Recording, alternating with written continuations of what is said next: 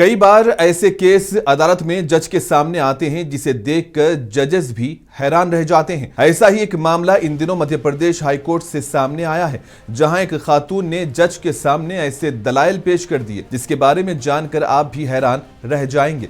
इस केस की वीडियो जब लोगों में वायरल हुई तो लोग हैरान रह गए और जज ने भी एक लम्हे के लिए मुंह में उंगलियां दबा ली। अपने शौहर के कत्ल के इल्जाम में खातून ने सेशन कोर्ट की तरफ से दी गई उम्र कैद की सजा को मध्य प्रदेश हाईकोर्ट में चैलेंज किया, जिसके बाद इन्होंने खुद जज के सामने अपने दलाइल पेश किए, जिसे सुनकर जज भी हक्का बक्का रह गया। जो पोस्टमार्टम का डॉक्टर है उसने कैटेगरिकली कहा है कि वो जो डेथ थी उसमें इलेक्ट्रिक शॉक के निशान थे। In the postmortem room, it is not possible to differentiate between the thermal burn mark and the electric burn mark. Current flow होता है volatilization of the atom. Tissue में trace particles of the metal deposit हो जाते हैं।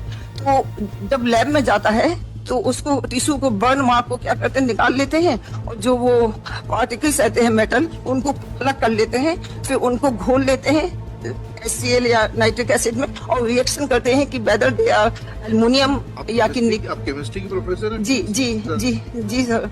तो sir ये Acro reaction से ही distinct हो पाएगा कि whether it is thermal burn mark या कि इलेक्ट्रिक बर्न मार्क।